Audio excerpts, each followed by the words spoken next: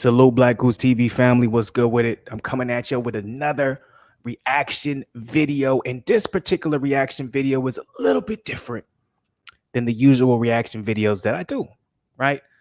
Usually, you know what I'm saying, we'll react to, some short clips, short interviews, mid work where I can kind of break it down, you know what I'm saying, at least give you my perspective of what I'm watching, heavy bag work, my perspective of what I'm watching. By the way, I see y'all really enjoy those. So I think what I'm going to start incorporating into the channel, I'm going to start, maybe it might be Sundays, because Sundays are usually pretty chill days for me. I'm going to start incorporating, specific reaction videos where I'm just breaking down what I see. And it doesn't have to be a, Terence Crawford or Shawn Porter doing it necessarily. It could be, who's Schmoes Joe, right? Just kind of breaking down like, this is why they're hitting the heavy bag this way. This is what they're training. This is what they're focusing on. And, have you guys obviously, criticize it, critique, whatever you want to call it, what I'm saying and what you guys see for yourself. So I'm gonna start including those. We're gonna start doing more of those. That's an epiphany right there that just happened. So that's beautiful. And I'm happy I'm sharing it with y'all because now I can be held accountable. So make sure you guys hold me accountable about that. I want to make sure I start releasing those. But the reason why this particular reaction video is going to be different than the other ones I usually do is because we're actually going to be looking at a full-length interview. Now, I don't know if this is how long the actual interview Terence Crawford had with Shawn Porter on the Porter Ways podcast. Great goddamn podcast. Great YouTube channel. Make sure you guys go subscribe to him. This is coming from the Porter Way podcast clips. I'll go ahead and subscribe right there myself.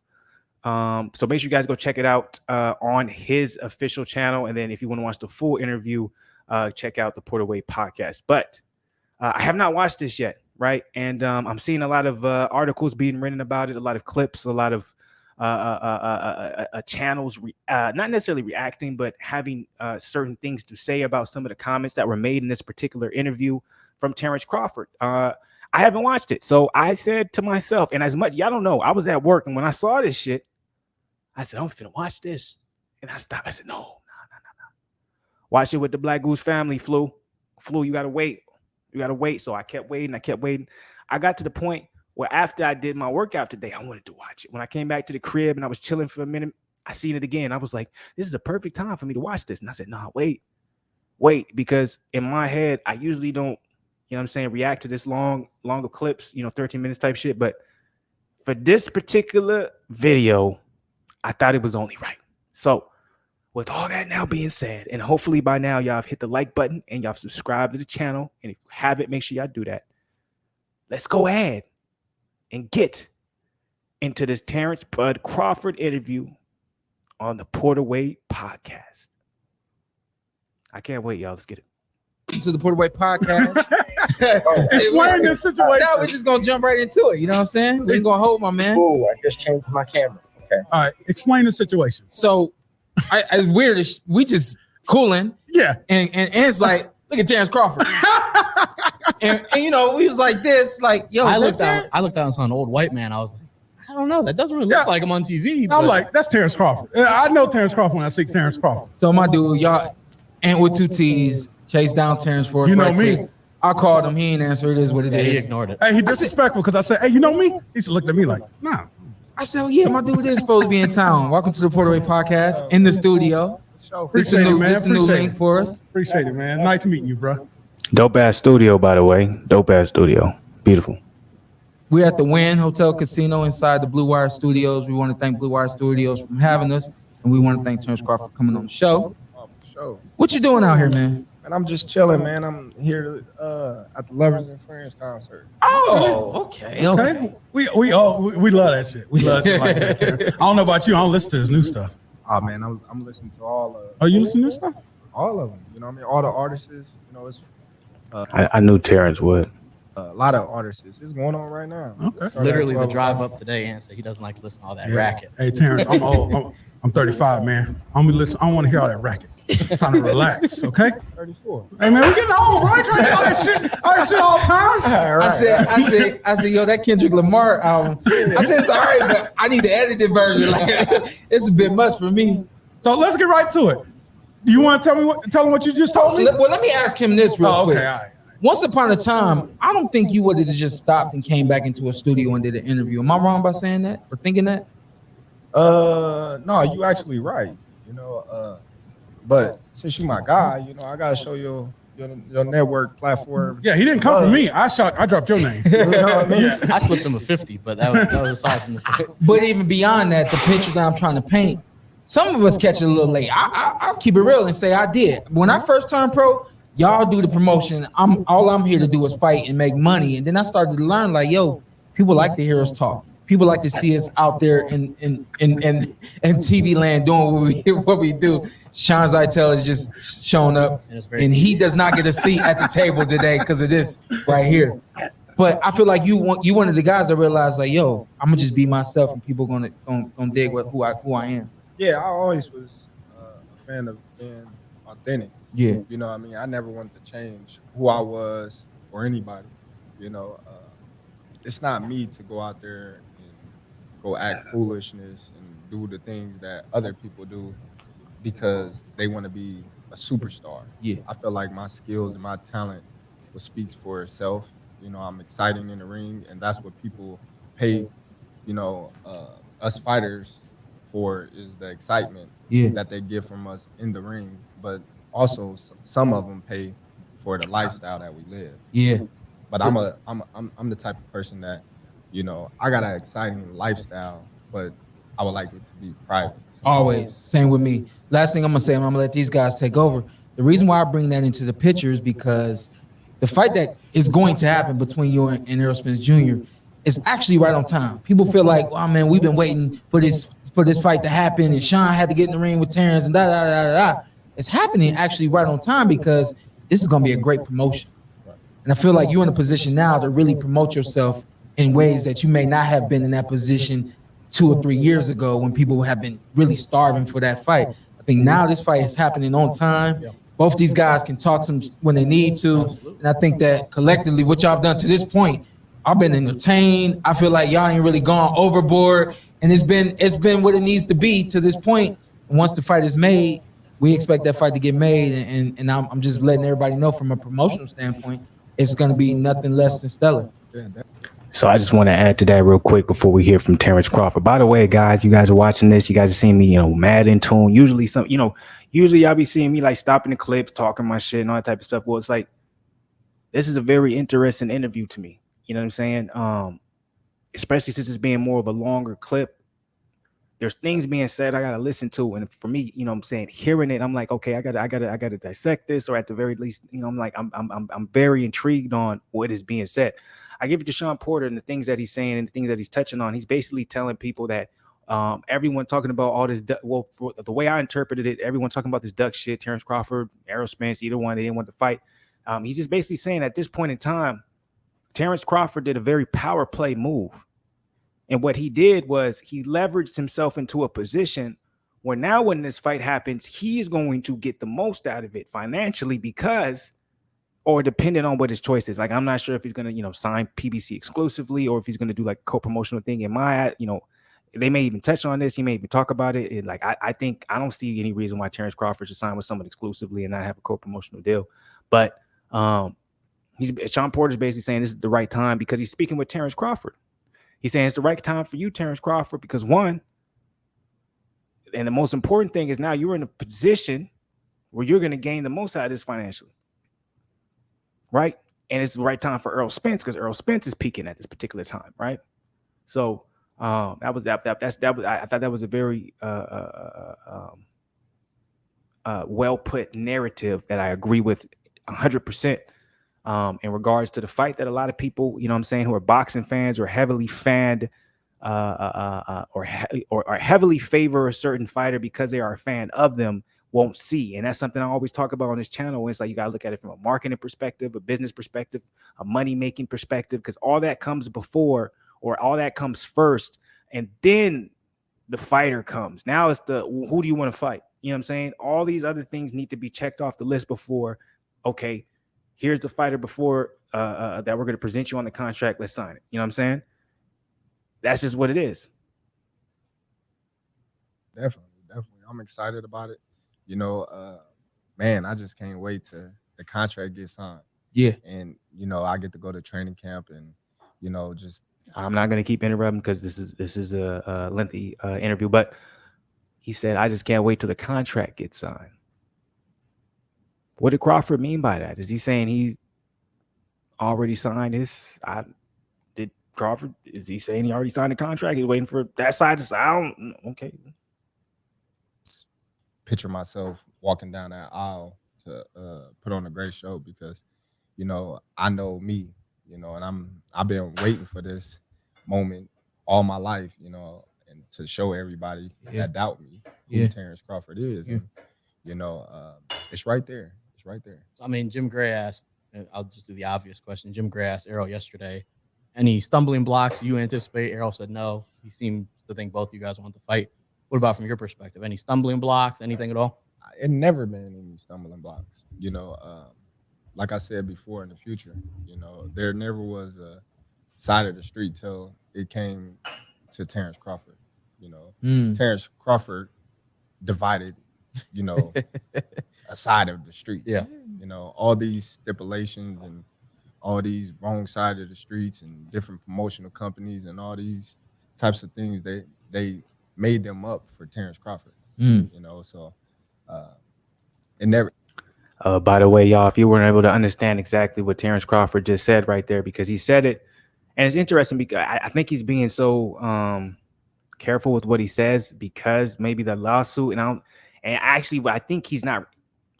I know he's not referencing Top Rank. That's the crazy part. He's literally saying, "Hey, all these things talking about, you know, the promotional companies in the way, the Bob Arum's, Top Rank, he's with this, it's not going to work." Like, if there's one thing I'm going to say about Bob Arum, unfortunately, and it's not unfortunately for him, but it's unfortunately for the people who view him as a certain type of person because of the Mayweather. Yeah.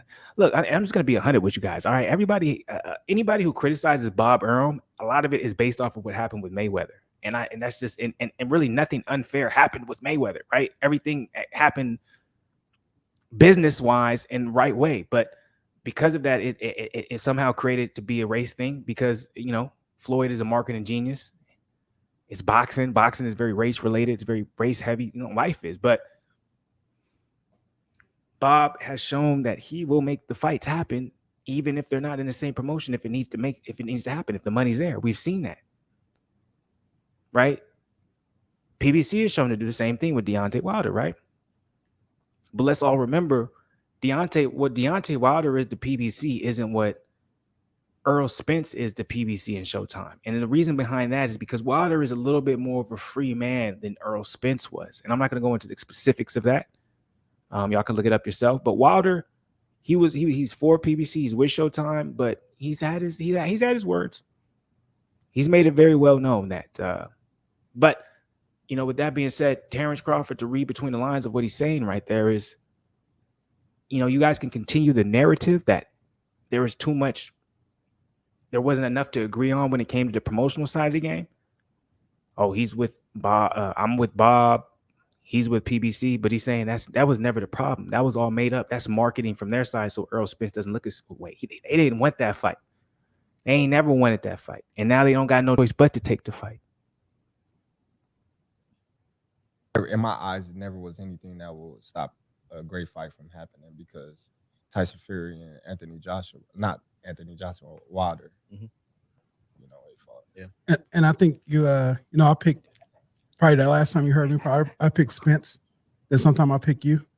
You know, somebody really talked to me about it. They're like, man, why you guys pick this person? Why you gotta pick this person? Give me the 50 back. Enjoy I'll greatness. You, this is greatness. This is Tommy Hearns versus Leonard. This is Floyd Mayweather versus Pacquiao, which I think you guys will live up to it. They let us down.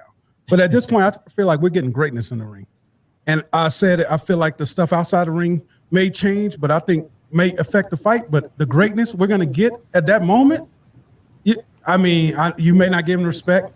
He may not give you the respect. You guys are great. No, I always gave Errol respect. You know, I never, you know, try to, you know, down talk his talent, his skills in any way, shape, form, or fashion. You know, I grew up, you know, as a boxing, you know, fan. So when Errol was in the Olympics fighting for the USA team, you know, I was rooting him on. You know, when he started, you know, his professional career, I was rooting him on. You know, just like when I fought Gamboa, I never thought I was going to fight Gamboa. You know, Gamboa was on the pound for pound list, and maybe Tyson. And Yeah. once I got that opportunity, I'm, dang, I never thought I'd fight Gamboa. What is going on, you know? And real quick, a lot of people, because of how Gamboa's career has went in the latter years, and because there's a lot of new boxing fans, and or you know, a lot of times in boxing, the thing about boxing is the thing about boxing fans. It's a very interesting idea because boxing fans a lot of times are fans of the boxer, but they're not necessarily fans of the art of. There is a possibility that the way your particular favorite boxer fights, there's different stylistic approaches to that. So just because you enjoy this style doesn't mean it's better than this. You know what I'm saying? There's like they don't really necessarily enjoy the art, but they'll say they do because I love this fighter so much. But in reality, it's like. But anyways, I'm going off to a tangent that I'm not supposed to be touching.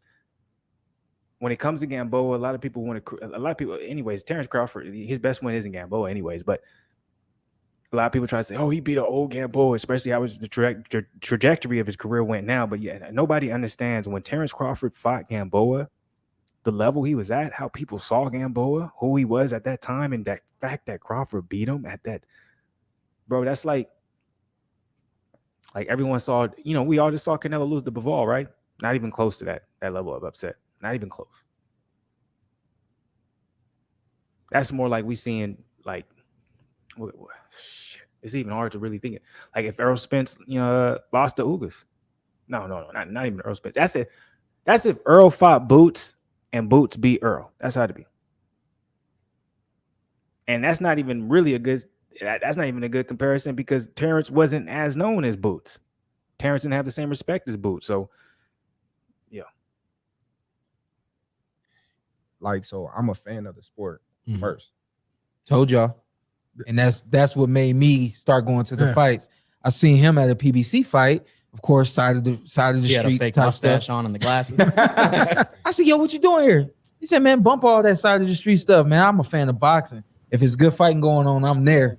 And when he said that to me, I literally stopped in my tracks and was like, so this is how this thing's supposed to work. You know what I mean? I think people really saw me in the transition that I made. That coming into my life in that moment was when I started to do commentary and stuff like that. I may not be who I am as a commentator without hearing him say, yo, be a fan of what you do, and not all the animosity always has to be there. You know what I mean? And what he just said, that is one of the truest things because a lot of people do not know, especially, but trust me, I've been around I've been around a good enough amount of boxers, combat, whatever the case you want to say it, compete, things like that, and they do not watch the sport. They are not fans of the sport. They might be fans of maybe like popularized things or things, but they're not. They won't watch other. And I understand it's the same type of way. It's like you don't want to. Some people want to be like, I want to create my own. I want to be so focused on myself. I don't want to. But a lot of times, it's like people don't understand how much you can learn from understanding the difference from being a fan, but also being analytical when watching it at the same time. You can enjoy what's going on, but at the same time, you can still be like, okay, why is this happening? And I think that's why Terence Crawford is so great, because you'll see people, you'll hear people. I don't even watch boxing. You'll hear a lot of these, guys at this high level and be like, I'm really not a fan. Tevin Farmer. I just did the video where I dropped on Tevin Farmer where, he said he's like, I don't really watch, but because the interview asked him like, who you think coming up, who would you like to fight, and he couldn't really name nobody because I don't really watch it. But I think it's important to watch it. But that's my opinion. That doesn't mean it's right, But let's go. Shawn Porter, man, you made it. A little late. I was hoping you was not going to Terence get Crawford.